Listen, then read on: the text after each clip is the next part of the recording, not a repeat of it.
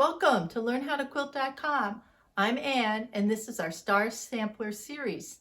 Today you'll be working on this LeMoyne Star, which is different from the other stars in this series because it's based on a circular grid. There's lots of different ways for figuring out the cutting sizes for these pieces. I'll show you 3 different methods for finding these cutting sizes. Now we're going to be working on a 12-inch star, but you can use these methods for any size block. First, you'll find out how to draft this block. Next, you'll learn about a paper folding technique. Then you'll see how you can calculate these sizes using math.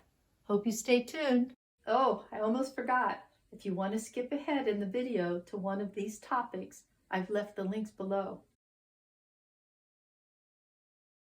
To draft a 12-inch LeMoyne Star, you'll need 1/4 inch or 1/8 inch graph paper and a compass.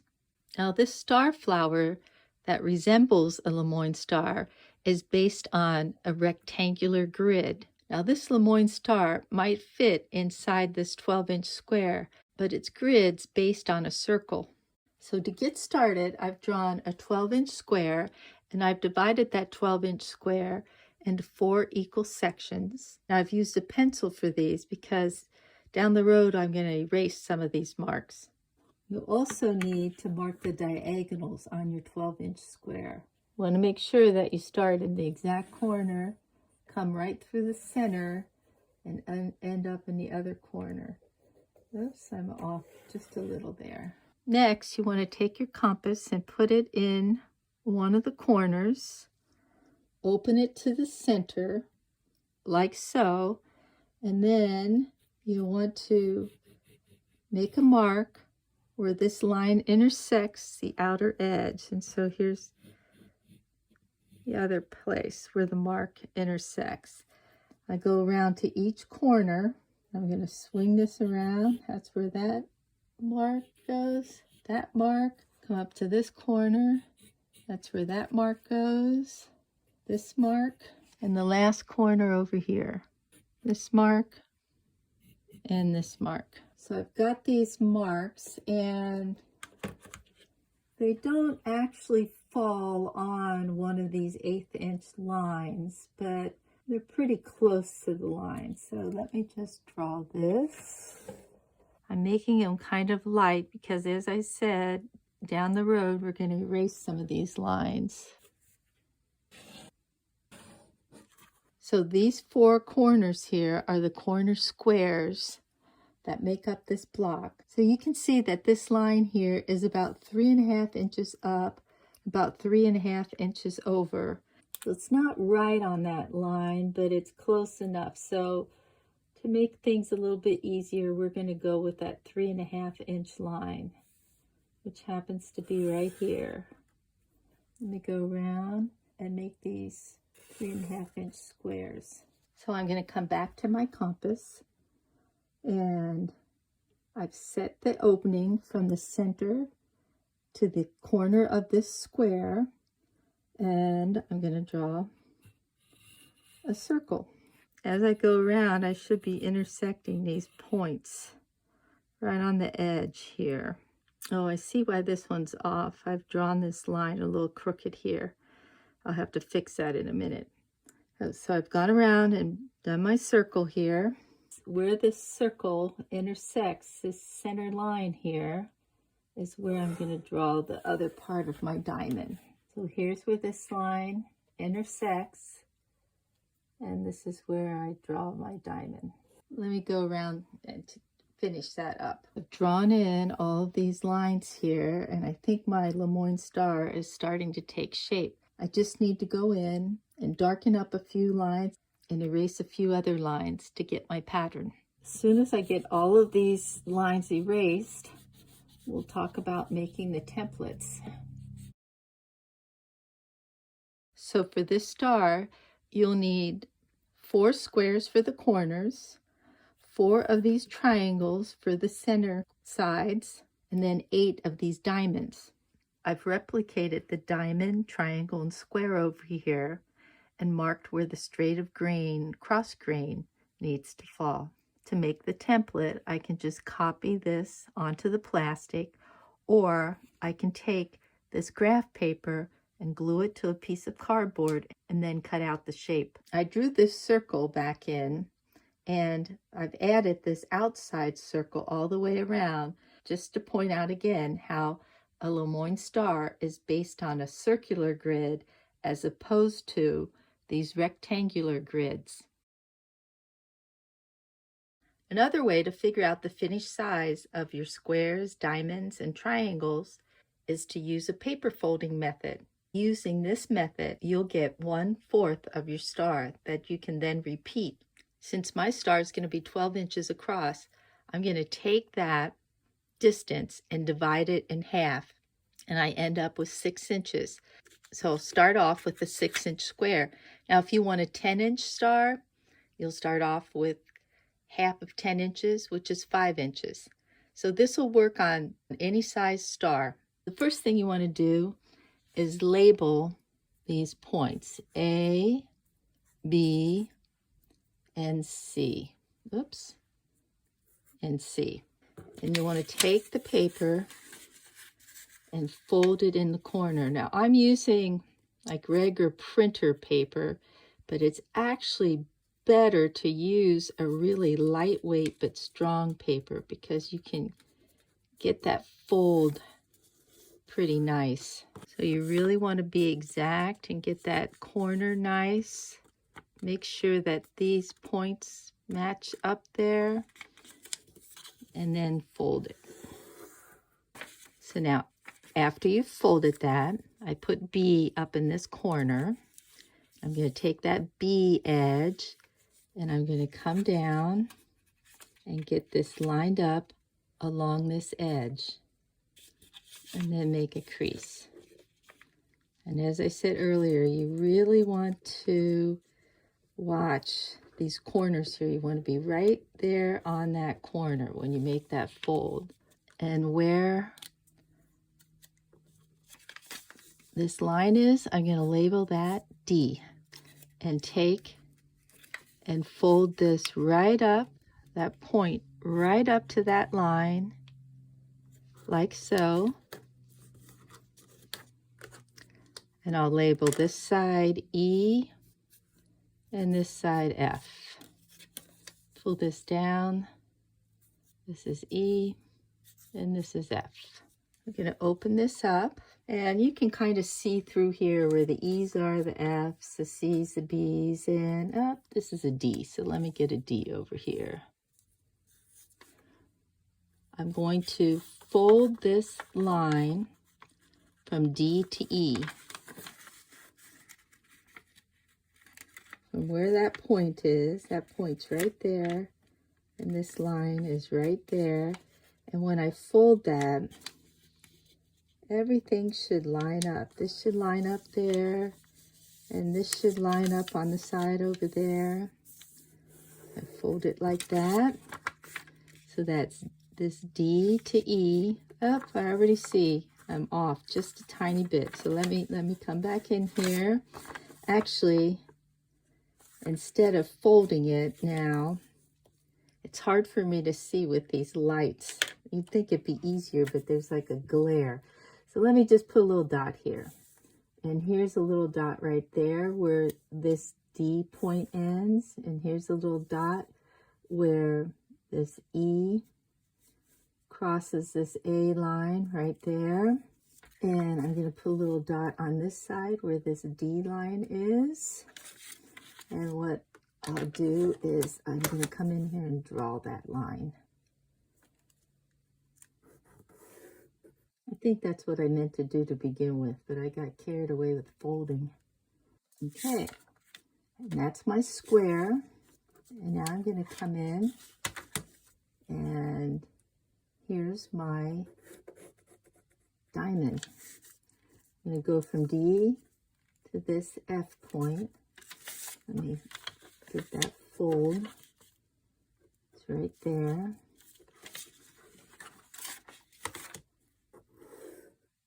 And on this side, let me get that F point again. With that fold is right there. And let's draw this one. Here are my diamonds. here's my corner square. I can take and put these two triangle pieces together, so I only have to cut one triangle for each side.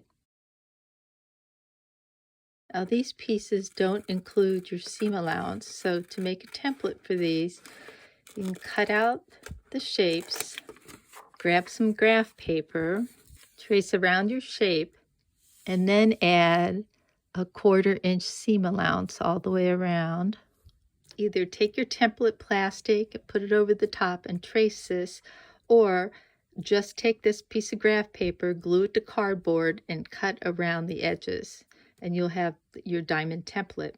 You can do the same for this square, trace it, and then add your 1/4 inch, or you can just measure this square, which happens to be 3.5 inches by 3.5 inches, and if you were to add a 1/4 inch seam allowance all the way around the edges, that would mean that you would have a 1/4 inch, 3.5 plus a 1/4 inch, that 4 inches across by 4 inches down. So you could just cut out 4-inch square using your rotary ruler. And for this triangle, that's going to end up actually as one larger triangle.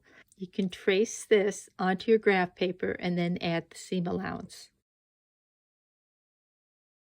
Another way to determine the cutting sizes for these shapes is to use mathematical formulas. Now, I'm not going to explain why these work. You can check out the links below if you want more info. Instead, I'm going to show you how to use these to come up with cutting sizes. So some people like this because there's no graph paper or templates. All you need is a calculator. Now other people, the minute they hear math, they don't want anything to do with it. So you get to decide which one of these methods you like best. Now I've drawn this up to sort of represent this square, the diamonds, this triangle, and then the square on the end. And there happens to be a constant here. Whatever the measurement of this size is, this triangle in the middle, this side will be 1.414 times that size. So in our case, we're going to say the finished size of our square is 12. So 12 inches across, but you can use this on any size square. Let's say your square is 8 inches. So you could pop 8 inches in this formula. So anyway, if you add these three across, you'll see that 1 times the length of this side, 1.414 times the length of this side, and 1 times the length of this side. You add those all together, and you end up with 3.414 times the length of this side here. So the block's finished size, and in our case, it's 12, equals this 3.14x.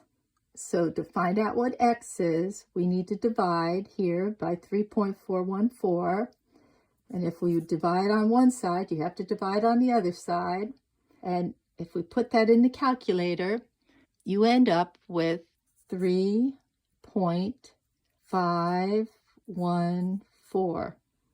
And of course, these cross out to be 1. So you just end up with your corner square is going to be 3.514, and we're just going to round that off to 3.5, which happens to be, our corner square is going to be 3.5 inches. I didn't spell triangle right. Okay, now if you take the corner square, you take this corner square, which is 3.5 or 3.5, and you multiply that times 1.414, and the number you get is 4.97, which happens to be close to 5 inches. So we're just going to make this 5 inches. This is 3.5 inches, this is 5 inches, and this is 3.5 inches. And if you add all those together, 3.5 and 3.5 are 7 inches, and 5 inches is 12 inches. So we've got 12 inches across. But we still need to know the width from here to here, how wide this diamond is. And if we take this side triangle, which happens to be 5, and we divide that by 2. So 5 divided by 2, you end up with 2.5 inches. So let's go back to this sheet here. So if you take the finished size of your square, which is 12 inches, and divide that by this number, 3.414, you're going to end up with the side of your square, and you're going to end up with the side of your diamond here, because these two are the same.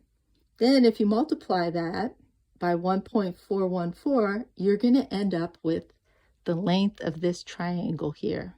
And you already know what these sides are. They're the same as this side.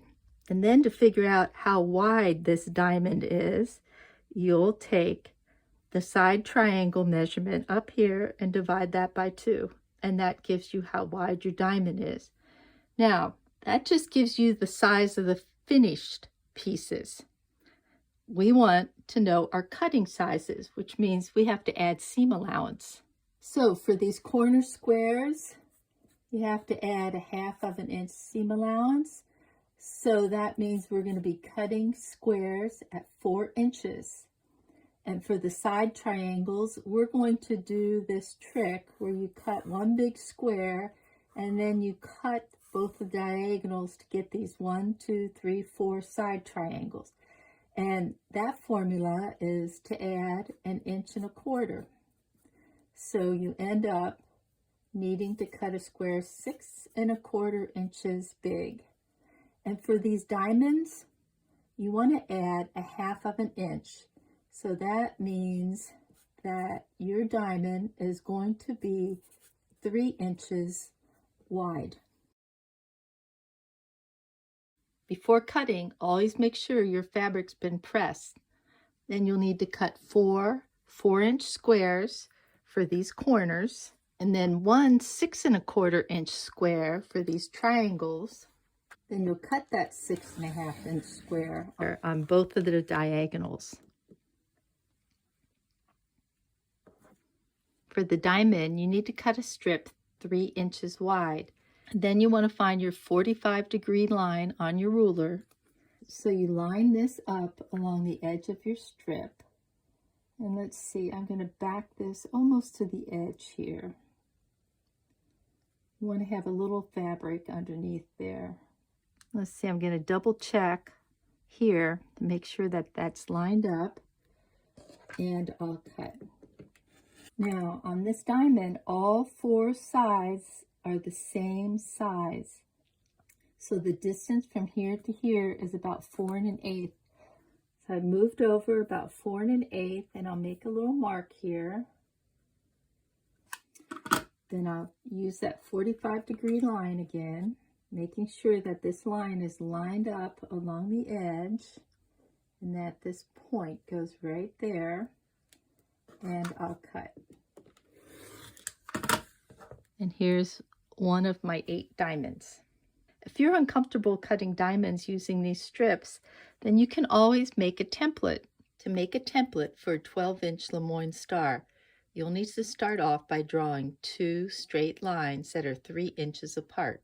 Find the 45-degree line on your ruler and place that line over the top of one of the lines. And draw a line. I see my ruler's not long enough, so I'll just scoot it a little over and finish up that line. Now this diamond has 4 equal sides, so I need to find the measurement of this side. So I'll measure from here to here, and I see that this comes to about, it's about 4 1/8 inches. So from here down to here is about 4 1/8 inches, and from here to here is about 4 1/8 inches. So if I come back in here with my 45-degree line, and I draw this from edge to edge. So I have my diamond template with the seam allowance included, and I can just take a piece of template plastic and put it over the top and make this template, or I can glue this onto a piece of cardboard and cut it out and make that my template. But make sure that you don't forget to put your straight of green lines in. You always want to cut these diamonds with at least 2 of the sides on the straight of green. The other 2 sides will always be on the bias. Now that you know how to cut out all these pieces, you're ready to sew the star together. In the next video in this series, you'll learn how to use Y-seams to finish up your LeMoyne Star. Thanks for visiting LearnHowToQuilt.com. Please like, subscribe, and share our videos with your friends. Remember, if you're trying to find us on the internet, type in LearnHowToQuilt.com. Don't forget the .com. Using the .com will get you right to our site.